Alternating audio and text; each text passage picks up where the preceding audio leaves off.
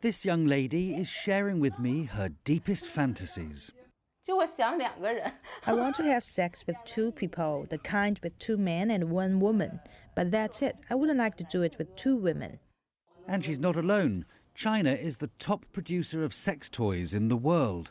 70% of the world's adult aids are made here in an industry worth $2 billion. And with the explosion in popularity of mail-order sites like Taobao, a significant number of these sex aids are staying in China.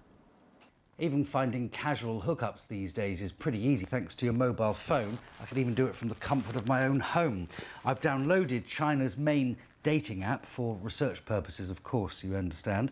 And I'm presented with literally thousands of young women who I could meet for a date, maybe more.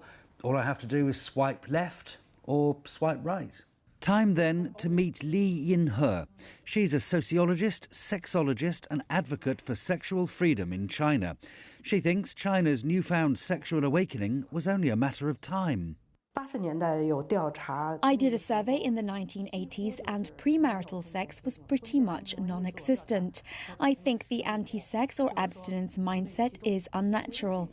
After the opening up, people started to realize that through Western media or other ways, even through classical Chinese literature or philosophy, sex is a natural thing.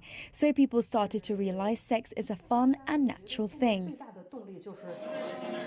In China, the shift in young people's views of sex from purely reproductive to one of pleasure comes at a price.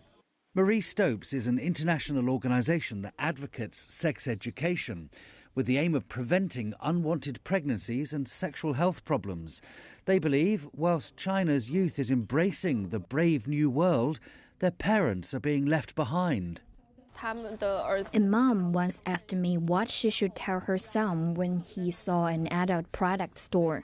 Many parents are still worried about their children knowing too much about sex. To them, sex is still something indescribable or taboo. A large proportion of abortion cases are among unmarried youths. These are all the result of improper sex education. But the good thing is that the country is now promoting sex education. Meet Matthew. He's in his 20s and is one of China's millions of gay men. Not for him, the sexual revolution.